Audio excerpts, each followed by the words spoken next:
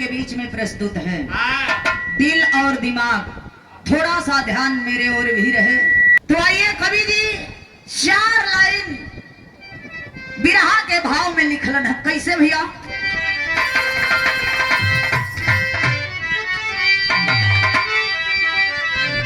गौर करेंगे साहब।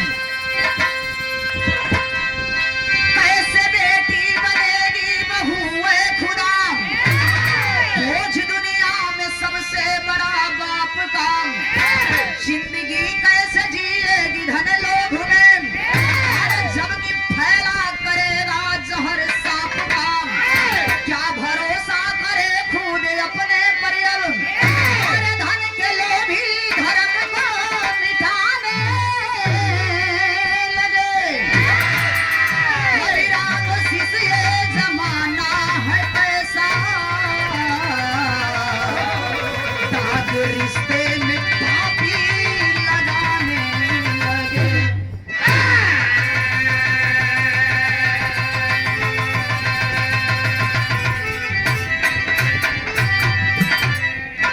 गौर करेंगे बिरहा सुनने वाले साथी। हर एक घर में बेटियां बहन हैं, हर एक घर में माँ है। ऐसा हम सरकार की रोज चर्चा हो रही है, बेटी बचाओ और बेटी पढ़ाओ। ऐसा हम, लेकिन मैं कहती हूँ कि जब बेटी नहीं बचाओगे तो बहू कहाँ से लाओगे? दुनिया में सबके तो बेटवे चाहत हो, बिटिया केहू के चाहते ना हो। बेटी हो जात हो तो मुंह भरुका जैसन लटक जात हो, बेटा हो जात हो तो मुझ पे ताव आ जात हो। बार इस समाज का लोग कैसन हो गइल होन। ए भैया बिरहा में कव्वाली का टुकड़ा लगल। अब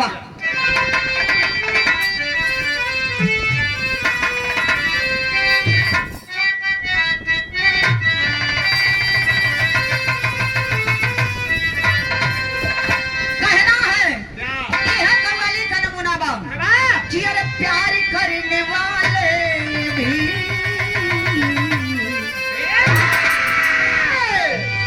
जो प्यार करते हैं, प्यार का मतलब समझत हुआ?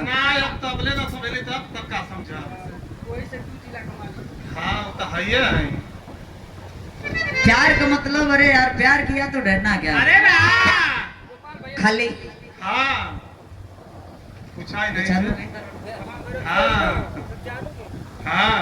कैसे जनी है? नहीं कहे के बा कि अरे प्यार करने वाले भी हंसी कम नहीं होते।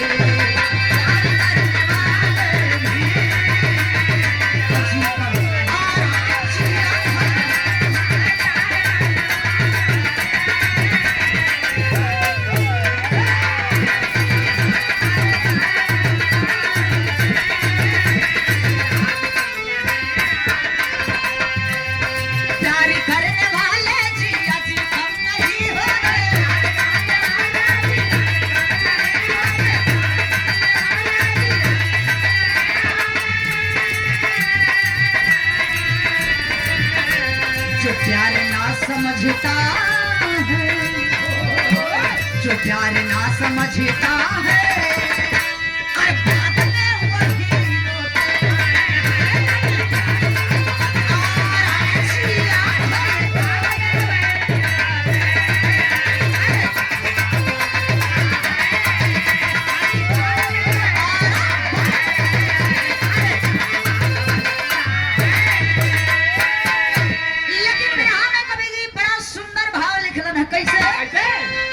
जुर्मी जमाने में, अरे जुर्मी जमाने, अरे मेरा हर करम बिक रहा।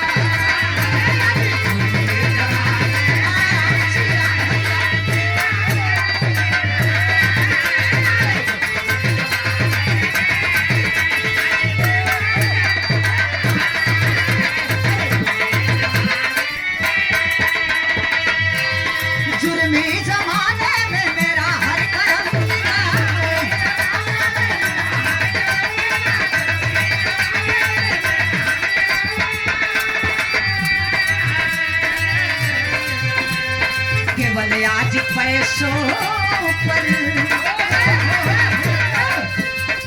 केवल आज पैसों पर, अरे आदमी का धर्म बिक रहा, केवल आज पैसों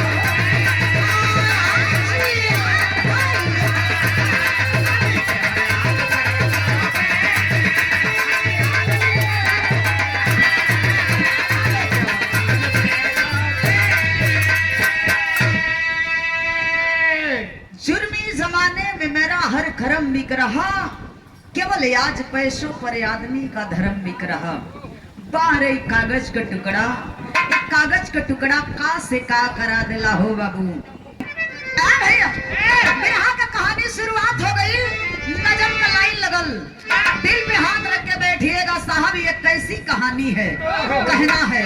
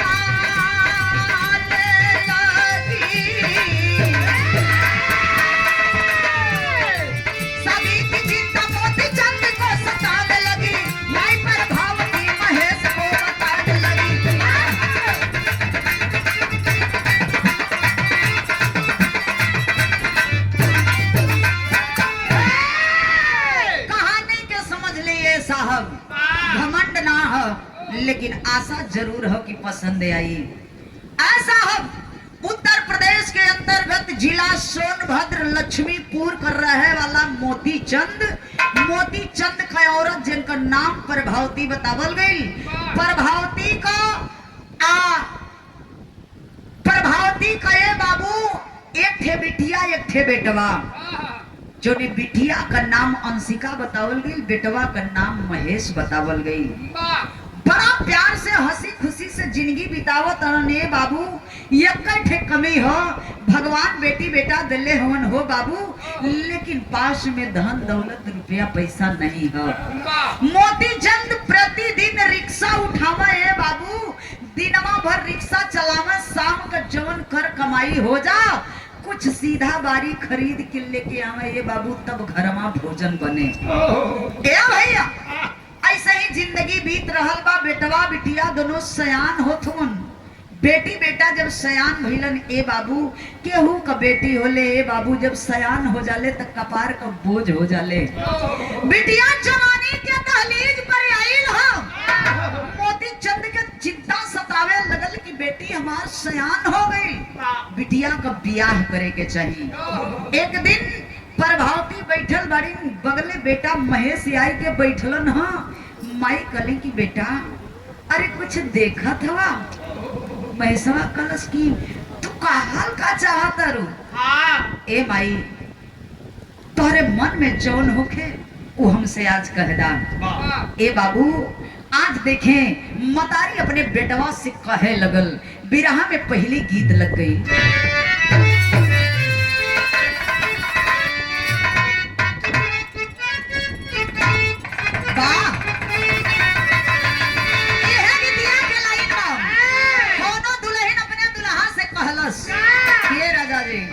रौरा गौना करा के त लिया दिहली, लेकिन अब छोड़ के परदेश जातनी त नीक नहीं खेला गो। रौरा से जब हम दूरी होतनी तब करेजा हमार कांप जाता, करेजा पर कलछुल लोटे लगाता। वो दुल्ही कहे का कहे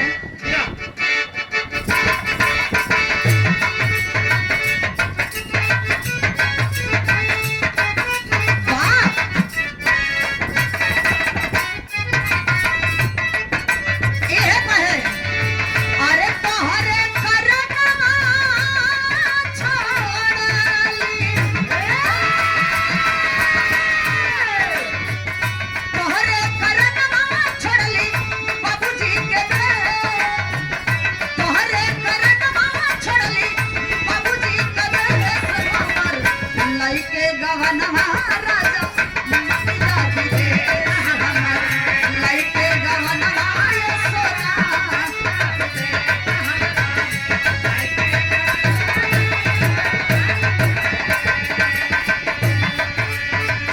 गीत के लाइन रहे बाबू, लेकिन बेटा आज माई के पजरे बैठल हो। वो माई बेटवा के अपने समझाओ थो कि ए बेटा कुछ ध्यान धरा। का कहे कहे पर भांति कबल सहे के कले, कहे पर भांति कबल सहे के कले भैली सयानी बेटा जान बेटी भैली सयानी बेटा।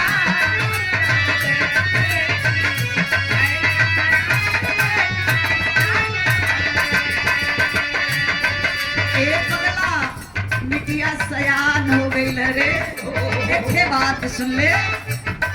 हो चला कमाई जब मिले सवारी, वही पैसा से गिरते आवे सीधा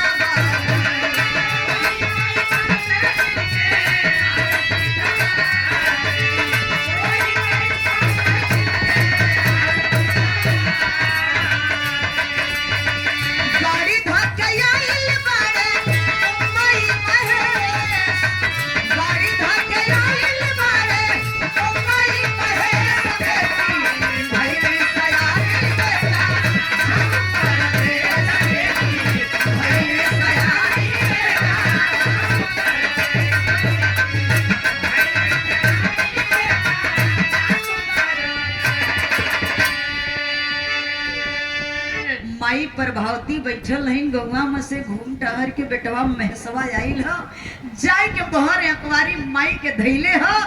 माई बेटवा से बतियावर लगल करे पगला जिंदगी भर तोर लइकइये चली, कुछ औरो देखत हुए सयान हो गईले तू। महसवा कलश माई तू कहल का चाहत रू। माई समझावत है बेटवा के कि पगला तो बाबूजी जानते हुए कि दिन भर रिक्शा चलावेला, जब घर कमाई हो जाला कुछ अनाज पानी खरीद के लेके आवेला तो घरवा में भोजन बनेला। अरे तू तो सयाने हो गई बड़े, यदि हो सकत तो अपने बाबूजी के हाथ बटा लेते, कुछ जाके कोनो कंपनी में काम कर लेते रे बेटा, कुछ पैसा इकट्ठा हो जाता तोरे बहनिया का ब्याह कर देती। तोर बहन सयान होती, सयान हो गई रे बेटा, शादी के योग हो गई बा। अरे बाप रे बाप, इतने बतिया तीर जैसन करेजा पे लग गई हो बाबू। बिरहा सुनने वाले साथी गौर करेंगे।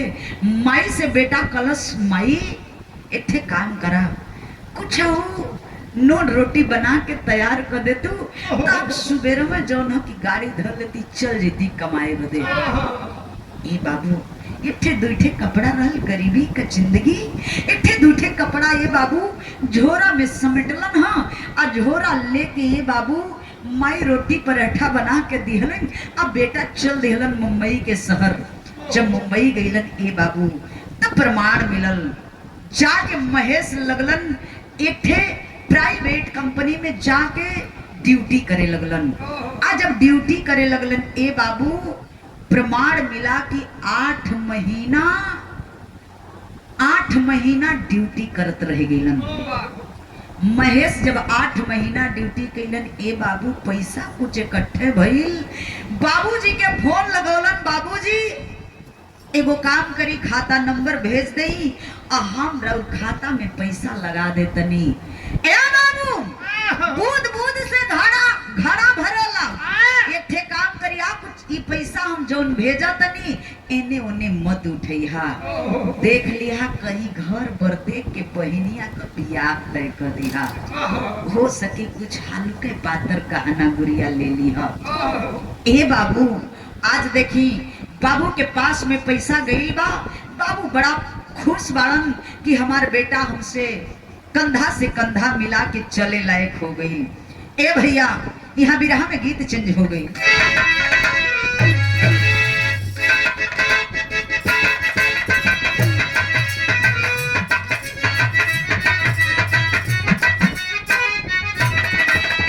हमारे मास्टर साहब बड़ा सुंदर गीत बजा गई, है गीत के अंदाज बा।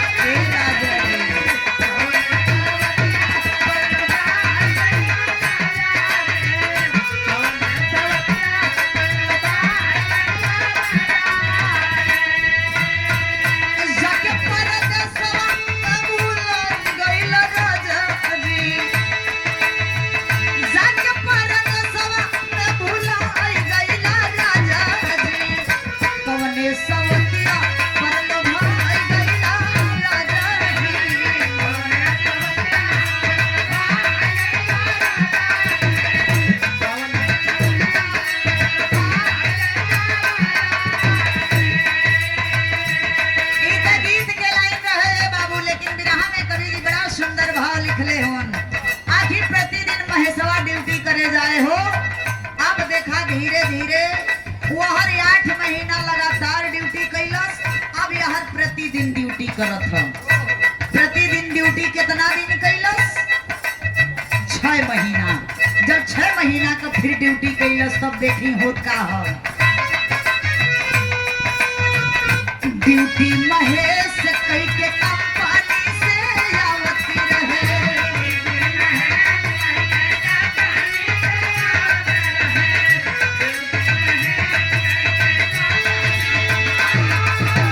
वाह!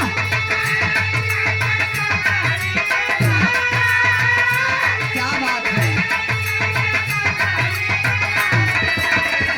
ड्यूटी महेश कई के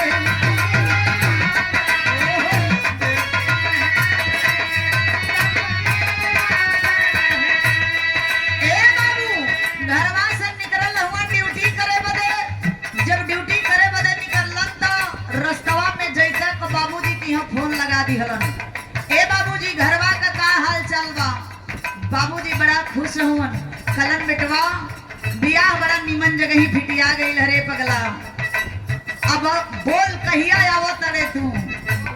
बाबूजी आज से बियाह कई दिन बचल बा? बियाह का 1 हफ्ता बचल बा। अच्छा त ए बाबू तू समय से अपने बहन के शादी में चली आई है, नहीं तो हमके अकेले जानत हुए यहर वहर न्योता बांटे के होत हो, यहर वहर जाए के होत हो। बड़ा कपार पे बोझ आ गई हरे बेटा। अच्छा बाबूजी तू चिंता मत करा, तू चिंता मत करा। हम बहुत जल्दी घरे आओ तनी। आ घरे आई कहिया? आज हम ड्यूटी करे जा तनी, काल ड्यूटी करे जाई। अब काल के बाद परसों सेठ जी से कहले बानी, सेठ जी कुछ एडवांस हमके रुपया दीहन। और वह रुपया मिल जाई पापा तो हम घरे चली आई। ए बाबू माई से बतिया के बाबू से बतिया के फोन रख दिहलन। शाम को अब देखिए ड्यूटी कई के वापस अपने रूम पे जा रहल बाड़न महेश। तबले रास्ता में एक घटना घट गई। कौन घटना घटल?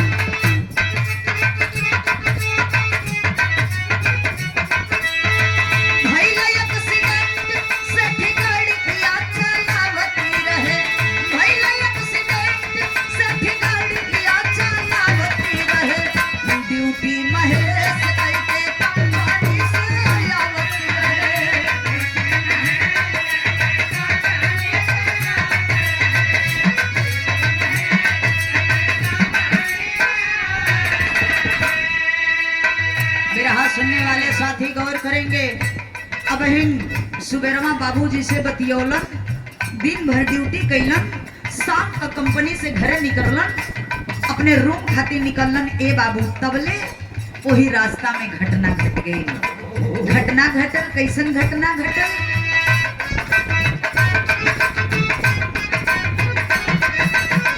जौने कंपनिया में जियावे गइला ट्रेन हो।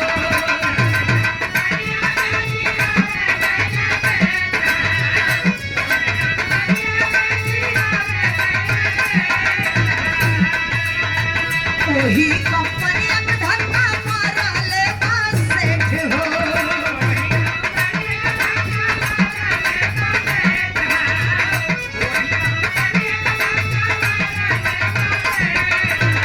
गरीबी में मोती चंदरी का सा चलावत रहे, रिक्शा चलावत रहे। ड्यूटी महेश कई के कंपनी से आवत रहे।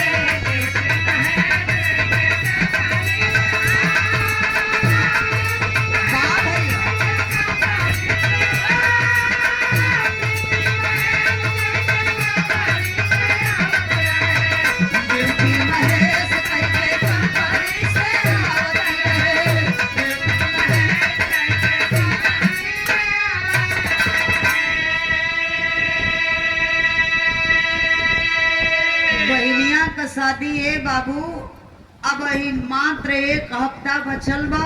वही में समय पावे मोती चंद रिक्शा लेके चल जाए। आ समय पावत ए बाबू जाए के दौड़ के न्योता बांट के चली आवे कि हमरे बिटिया का बियाह हो। तो ये 4 रुपया हम कमा ले तो हमरे बिटिया के बियाहे में काम दे। ए बाबू आखिरत में अब देखी घर यहाँ से जब ड्यूटी का के महेश निकलल होन तो मन में मन बड़ा खुश होन। अंगुरी पे दिन गिनत होन, अंगुरिया पे दिनमा गिनते गिनते आवत होन ए बाबू कि आज से मात्र 1 हफ्ता बचल बा, आज तो दिन पूरा हो गई, काल हम जाए ड्यूटी करे, परसों सवेरे हमके सेठ जी पैसा दे दीहन, हम गाड़ी धले तो समय से अपने बहन के बियाह में पहुंच जाए। ए बाबू तबले दूसरे तरफ से सेठ जी 4 व्हीलर से आ रहे हैं, तब तक आमने सामने से टकराव हो जाता है। और जब आमने सामने से टकराव भइले बाबू, महेश धरती पर गिर गईलन, महेश छपटियाए लगलन। ए बाबू वो सेठ जी तुरंत गाड़ी का दरवाजा खोलन, बाहर गईलन, देखत हुन कि त जौना लड़का के एक्सीडेंट भइल बा हमरे कंपनी में नौकरी करेला। ए बाबू झटपट उस सेठ जी उठौलन हो, बाहरे सेठ जी, वो सेठ जी उठौलन। ए बाबू तुरंत झटपट हॉस्पिटल में लेके गईलन। जब हॉस्पिटल में लेके गईलन तो यहाँ सरंगा के लाइन में बतावे के पड़ल।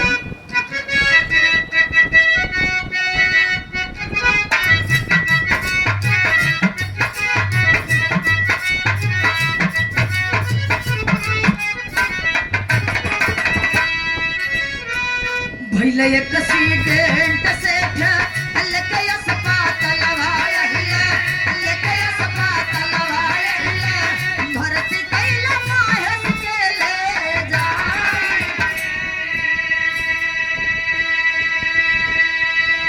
अरे खुनवा से लथपथ दहिया भइली महेश के हो, भइली महेश के हो, डॉक्टर साहब कहले समझाई।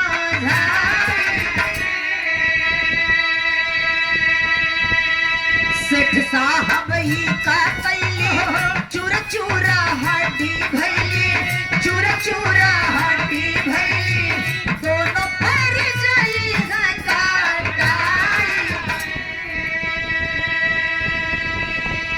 सेठ जी जोने समय हॉस्पिटल में लेके पहुंचलन, ए भैया डॉक्टर साहब चेक कैलन। आए बाबू चेक कैला के बाद में डॉक्टर साहब वो सेठ जी के जवाब देत होन कि अरे सेठ जी इतना बड़ा अनर्थ हो गई, ए लड़का का जिंदगी बर्बाद हो गई। सेठ जी कहलन अरे डॉक्टर साहब का कहा तनी।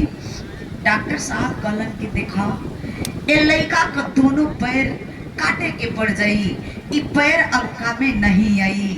ए बाबू आखिरत में यहर देखी हालात कैसन बा, कितना दर्दिया सहे रोके पाए सकाहे, रोके पाए सकाहे, सेठ देव खबर जाए।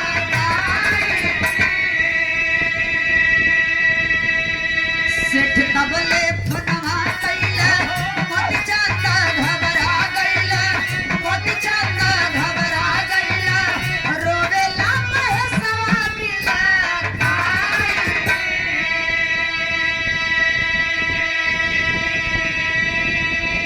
दुल्हा सुनने वाले साथी गौर करेंगे।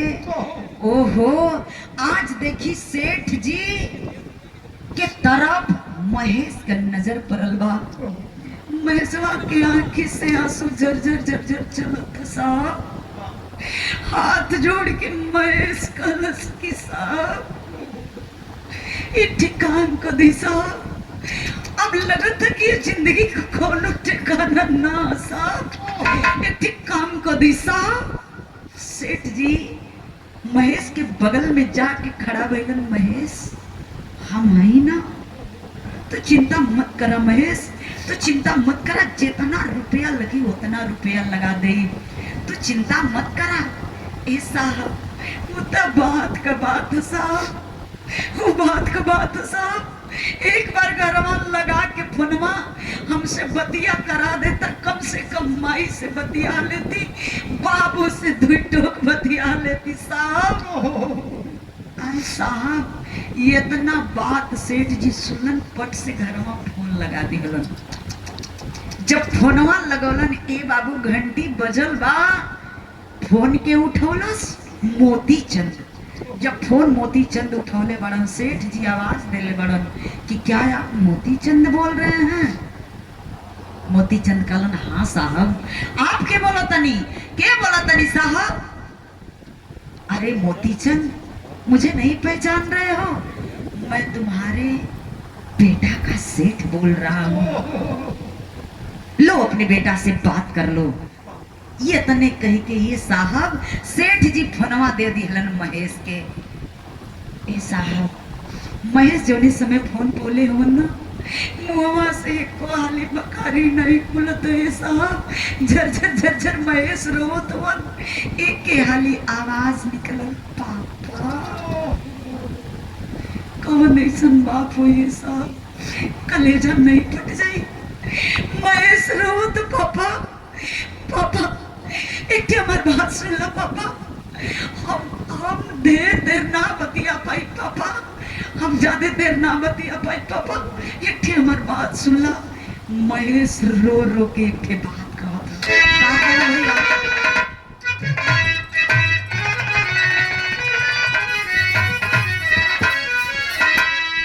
गीत से सुंदर विरहा के भाव में कवि जी लिखलन है। महेश रोवत हुन अपने पिताजी से एक ठे बात कहत हुन कि हमरे बाबूजी, अरे हमरे बाबूजी अब का बात ए जिंदगी के आस। हमरे बाबूजी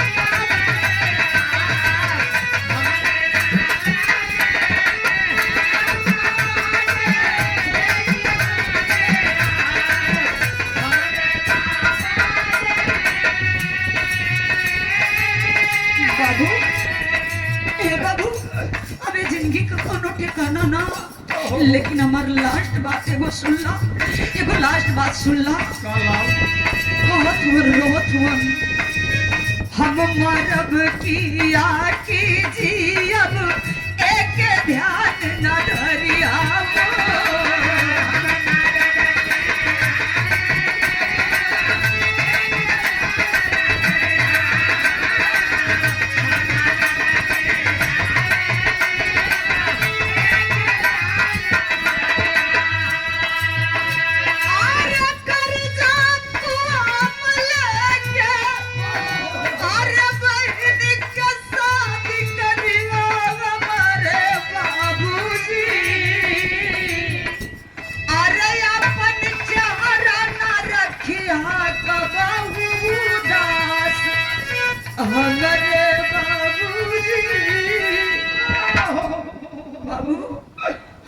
लास्ट बतिया ये तन्ने हो कि बहनिया कभी ठल्ले हुआ।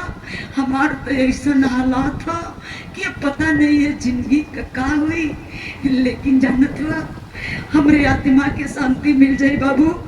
कैसा हो कहीं के वो पगली का बियाह कर दिया। हम बहनिया से वादा कैले रही कि तू हर साल हमरे कलाई में राखी बांध के हमारे कलाई के सजावे लो, लेकिन जाना तड़ो हम तोरे बियाह में ऐसा तोहफा दे कि जिंदगी भर याद रखबू।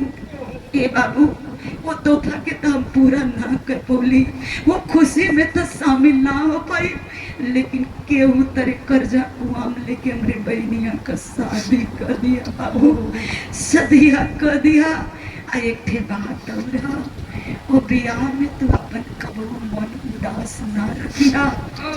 ई बाबू ये तने कह के फोनवा महेश सेठ जी के दे दिहलन। आ जब सेठ जी फोन बोले हन ए बाबू, तब देखी मोती चंद के तरफ से सेठ जी के तरफ एक ठे आवाज आवत था। वो कैसन आवाज है? वो आवाज कैसन आवत है साहब?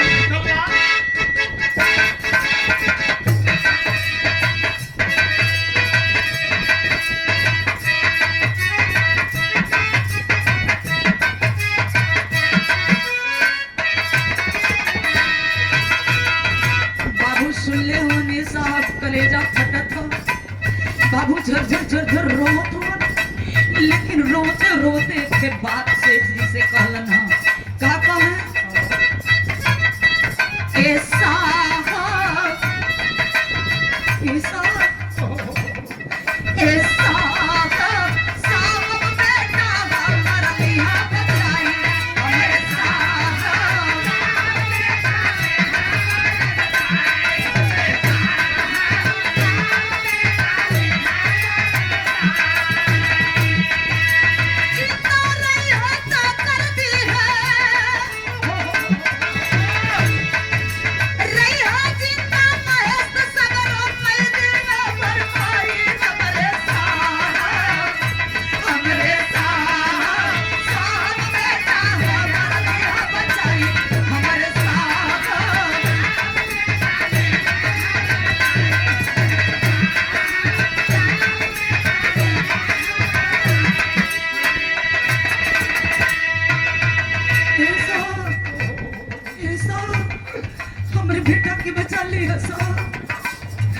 बिटिया कभी आटल नहीं साहब, बेटी कभी आटल नहीं साहब, हमें समय ना आया पैसा, लेकिन हमरे बेटा की बचा लिया साहब। ये कटे आग का लकड़ी है साहब, ये कटे आग का लकड़ी है साहब, हमरे बेटा के बचा लिया। ए साहब हम गरीब जरूर है साहब, लेकिन जलील है साहब, कैसा भी हो जाए साहब। आप काम आके द्वार पे एक एक दिन नौकरी कई के एक पैसा चुका दे साहब, पर हमरे बेटा के बचा लिया साहब, बेटा के बचा लिया। ए बाबू बारे उस सेठ जी एक के बात कहलन हा।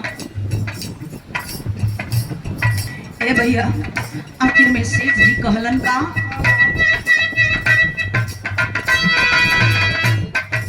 सुन के सेठ बोले मोती से ऐसन बात न कहिया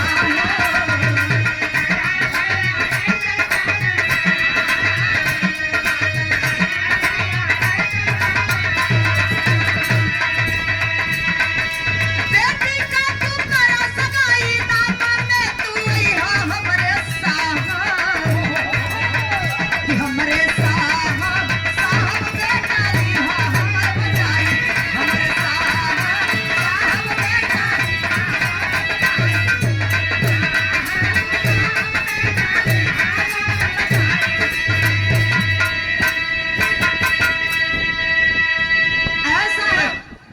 आवाज देते हैं कि मोतीचंद तुम एक पैसा का टेंशन मत लेना, बिटिया का तू बियाह करा, बाकी तोहार बेटा हम बचाई, जितना भी रुपया पैसा लागी सारा रुपया पैसा हम लगाई, तू एक बात का टेंशन मत ली। हाँ ए साहब आज देखी धीरे धीरे वहां महेशवा के भर्ती भइले एक हफ्ता बीत गई।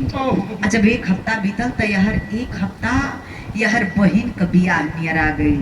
वो दिन आ गई कि जौना दिने बारात द्वार पे आवे वाला बा। ए बाबू दुल्हा साज के बाराती और घराती पक्ष का बड़ा खुश हुआ, लेकिन माई और बाबू बहनिया के दिल में दर्द तरैया न हंसा। एक तरफ भाई हॉस्पिटल में, दूसरी तरफ बहन की शादी। ए साहब एक तरफ गम तो एक तरफ खुशी। बाहरे भगवान का लीला ही कैसन लीला बा ये साहब। वो दिन बारात साज के दुआरे पे अइलन, ए बाबू पर छावन भइल, स्वागत सम्मान भइल बरतिहन का। जब बरतिहन का स्वागत सम्मान भइल, ए बाबू शादी बैठल बा मड़वा में, मेहरारू गीत गावत बाड़ी, शादी धीरे धीरे संपन्न होत। जौने समय सिंदूरदान का समय आइल, ए बाबू लगे बहनिया झरझर झरझर रोवे लगल। सोचत था कि आज भैया होतन तो कितना खुशी मिलत। लेकिन ए बाबू एक तरफ देखी हर बेटी बहन का सपना रहेला, चाहे हमार बहन बेटी होके, चाहे रउआ सब लोगन का होके, चाहे हम होखी या दुनिया के कोनो बहन बेटिया होके। ये साहब हर बेटी बहन का सपना होला कि हमारे परिवार पति शुद्ध मिले, अच्छा मिले। ये साहब आज देखी सिंदूरदान तक हो गई। सुबेरे का अपनी के यहाँ एक थे रसम होला, जौने रसम के लोग कहीं कहीं अचर धरैया बोले ल जा, कहीं कहीं पलगौनी बोले ल जा। तो वो रसम में देखवा लोग, वो रसम में कुछ लोग उठा करके ऐसा जौने समय पलगौनिया होला, वही समय आगे पीछे देख के लोग एक थे रसम औरी पूरा करेलन। लोग जितना बातचीत भइल रहेला, गाड़ी लोग देलन, गाड़ी के चाबी लोग देलन, कुछ रुपया पैसा लोग देलन। ए बाबू बात शादी कितने में तय भइल रहल, आप लोग गौर करब। केवल 50,000 रुपया नगदी, एक थे मोटरसाइकिल।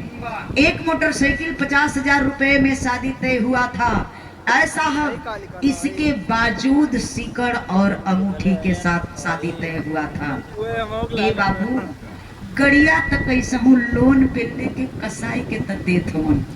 लेकिन यहाँ भइल का विदेशिया के लाइन में बतावे के पड़ल। बाहर समाज का है क्या?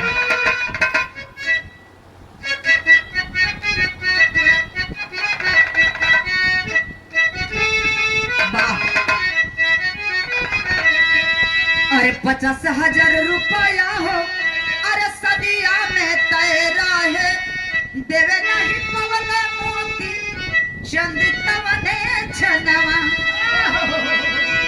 ऐसा है, गाड़ी तक कैसे हूँ लेके दे दिहलन।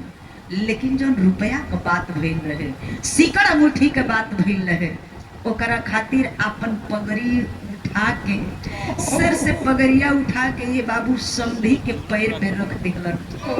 झरझर झरझर रो के, झरझर झरझर आंख से आंसू चलत, हाथ जोड़ के कलन की साहब हमके खाली 2 महीना का मोहलत दे दे। इहो पैसा राउर अंगूठी या सिकड़ हम चुका दे, राउर सिकड़ अंगूठी 50,000 रुपया हम दे दे। लेकिन ए भैया देखिए अब यहाँ भइल का,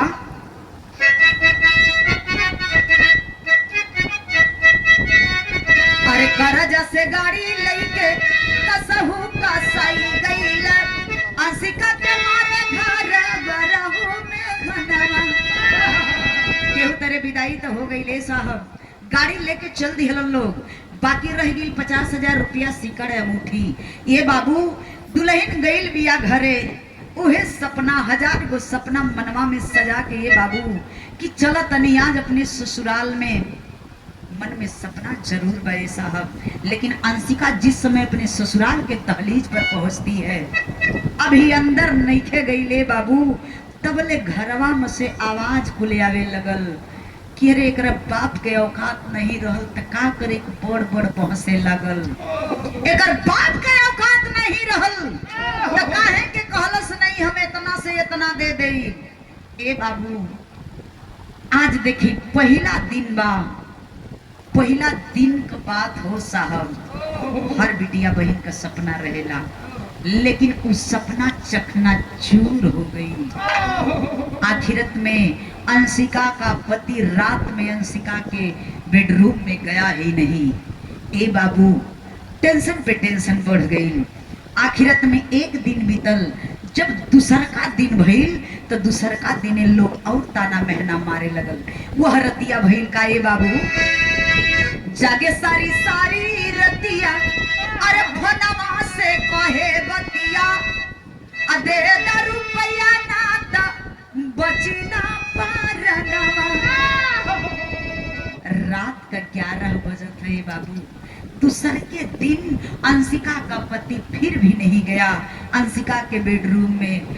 अंशिका झरझर झरझर रोत हो, फोन उठा के अपने पिताजी के पास लगोली, झरझर झरझर रोत ही, बाबू बाबू ठीक हुआ ना, ठीक हुआ, माई कैसे बड़ी, माई ठीक बड़ी, हाँ बेटा ठीक बड़ी, याद आवा था, तो चिंता मत करा बिटिया, तू चिंता मत करा, जाई कल कल तोरा भाई की हम जाई, हम कल बम्बई पहुंचब, अब बम्बई खातिर हम कल निकलब, तोरे भैया के लिया के लेके आई तो तोहरा की हम जरूर आई, तो चिंता मत करा, तू रोवा मत बिटिया। ये इतना बात जोने समय अंशिका सुनलस, एक जवाब देहलस अपने पिताजी के, बाबूजी रोवे के तो अब तो जिंदगी भर कर्म में आग लग गई हो बाबू, कर्म में आग लग गई, हो सकत हो तो जितना रुपया पैसा वादा कैले हो कैसा हो दे दा, नहीं तो हमार जान न बची। ये साहब कौन ऐसा बात हुई हो कि पैरे तले जमीन ना खिसक जाइए साहब। बाबूजी कलन बिटिया तू चिंता मत करा, आज रात कैसा हूँ काट ला, कल हम सुबेरे आ रहल बानी। ए बाबू रात बीतल बा, सुबेर भइल बा, सुबेर जब भइल तब भइल का, रोवत बिया बिटिया, रो के कहत ह कि खाता नी ठोकर दर दर, और रोवे मोती जल्दी झर झर, विदा करावे खातिर गइल समधियनवा। सुबेर भइल बा ये बाबू, आज बिटिया के ससुराल पहुंच गइलन बाबूजी कि चला आज हम बेटा के पास ना जाइब, आज जाई बिटिया के विदाई करा के लेके आई, बल्कि बिहान चल जाइब। ए भैया सुबेर भइल बा, पहुंचल होन बिटिया के ससुराल, यहाँ अल्लाह के लाइन में प्रमाण मिलल।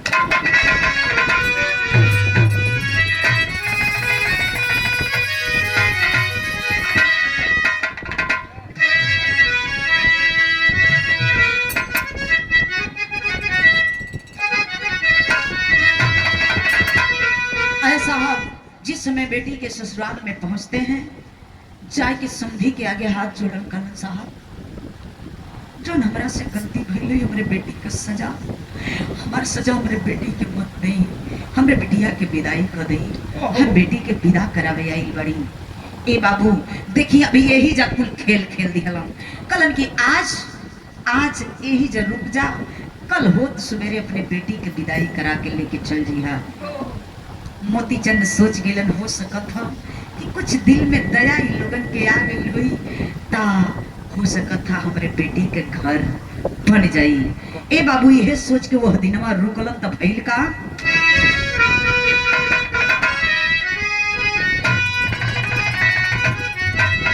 अरे धनवा के लोभी सगरो, अरे धनवा के लोभी सगरो, अरे जनवा के ले हो निगले,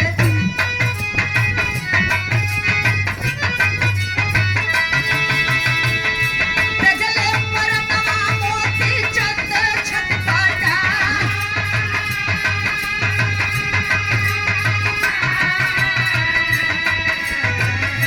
एक बजे रातिया के खुलल जे कर दिया ये साहब,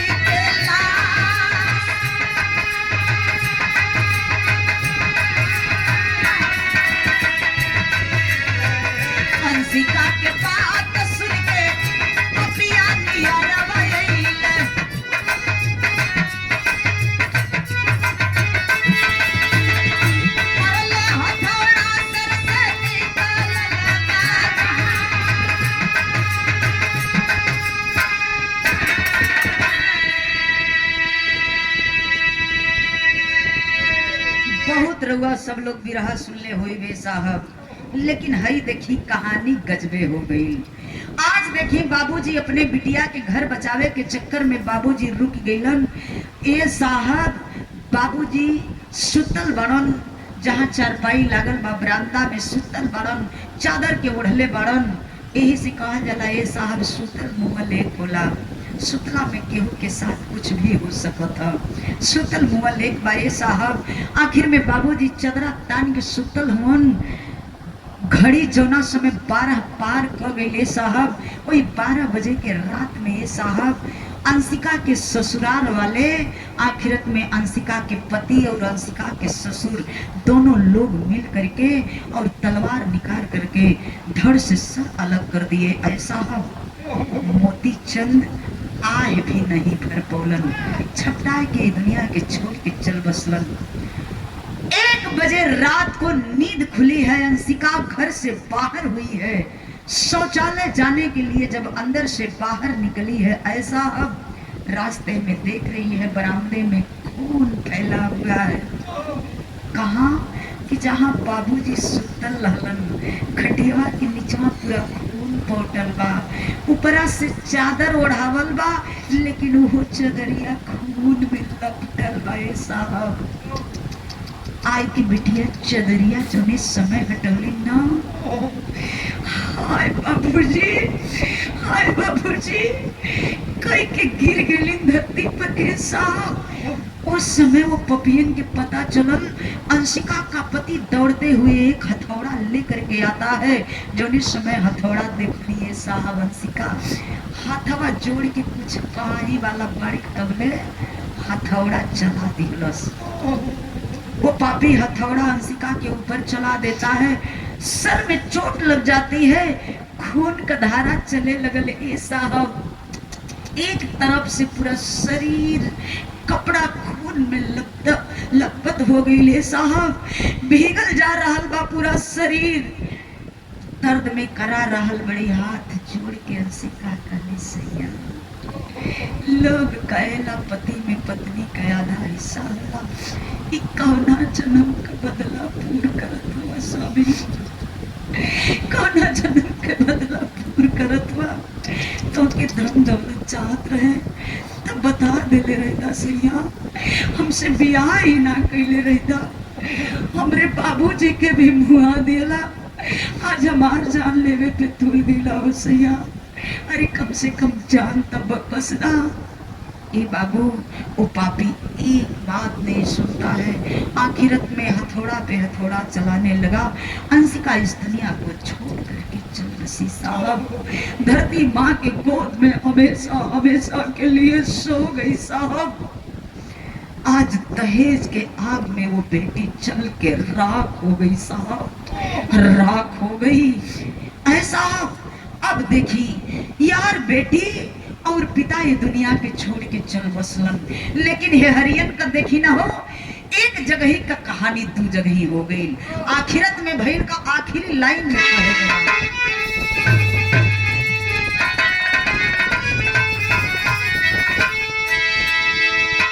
यही से हम कही लाई साहब, जौना घरे भगवान बिटिया दिया, हाथ जोड़ के प्रार्थना बा, जौना घरे बेटी दिया वो घरे धन जरूर दिया। नहीं दहेज का आग सब हर बेटी के जला के सपना राख कर दी साहब। जन घरे धन ना रही वो घरे बेटी मत दिया मालिक, वो घरे बेटिया मत दिया, वो घरे बेटी जन्मला से पहले गर्भ में ही खत्म कर दिया, पर बेटिया मत दिया साहब। काहे के वक्त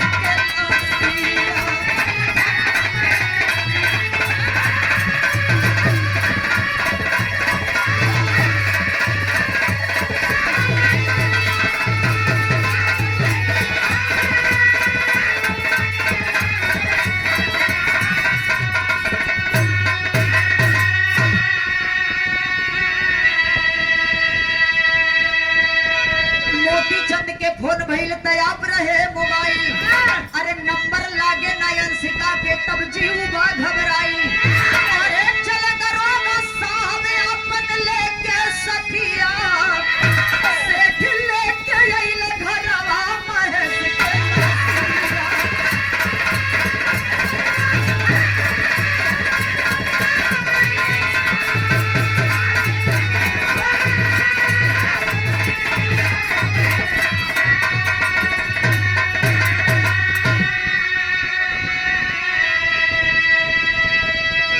ए बाबू, एक तरफ से एम्बुलेंस आवाज देता होत बा, लोग पता पूछत हुन का महेश के घर ही है, मोती चंद के घर कौना और बा।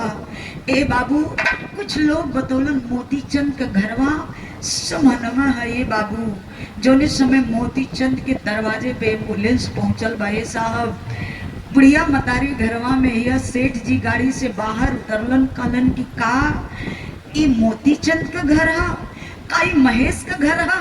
बुढ़िया मतारी कहने की हाँ साहब, ई महेश के घर है।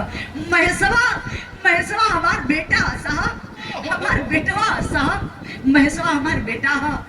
ए बाबू, ये तना बात जोने समय बुढ़िया मतारी कहले हिया तने समय देखिए साहब, सेठ जी सारा कैलन हा, महेश का लाश हुई एम्बुलेंस से निकाल के लोग दरवाजा पे रखत हो। जोने समय दरवाजा पे ले जाए के लाश रखत होने साहब, माई का तो देखते पगली का हालत ना हो गई साहब। माई छाती पीट के लगन रोवे, कलश पगला ई कौना जन्म का बदलापुर कैले। अरे हम गलती इतने कैली कि तो से काली बिटिया सयान हो गई लो, कुछ रुपया कमा ले बिटिया का बियाह हो जा। इतने न गलती कैली रे, इतने न गलती कैली, तो इतना गलती का इतना बड़ा सजा देत हुए। ये हमारे संगे ठीक ना कैले है बेटा, ठीक ना कैले हो। माई रोवत बाड़ी ये साहब, यहर गौवा का लोगवा फोन लगावे लगलन मोती चंद के, यहर बेटी अंशिका के फोन लगावे लगलन, केहू को फोन नहीं खेलागत। जब केहू को फोन नहीं खेलागत ये साहब, तब देखें दरोगा साहब अपनी साथियों को लेकर के चलते हैं यहाँ अंशिका के ससुराल। जब अंशिका के ससुराल पहुंचलन ए साहब, तो वहां का दृश्य कुछ योरी बा। एक तरफ बेटी का लाश, एक तरफ पिता की लाश। ऐ साहब, लाश को उठवाते हैं, लेके जाते हैं, पोस्टमार्टम होता है। यह अंशिका के ससुराल वाले के खोज के ए बाबू ढूंढ के लोग आखिरत में प्रमाण मिला कि 302 का मुलजिम करार सजा सुनाते हुए यह देखी 3 गो लाश घर में इकट्ठे हो गई है साहब। पैरे तले जमीन खिसक गई साहब। आखिरत में बारे भगवान का मर्जी, भगवान का लीला कैसन बाए साहब। माई रोवत रोवत पगली का हालात हो गई ए साहब। प्रमाण है अभी आज भी वो माँ जिंदा है, पर पागल की तरह है, पागल की भेष में है साहब। और जो अंशिका के ससुराल वाले थे अभी आज भी जेल में है। लास्ट में बतावे के पड़ गुरु बिहारी, गुरु गणेश, गुरु रामलाल गुरकारी। अरे कहते बच्चन कभी चंदिका होती सदा होनहारी।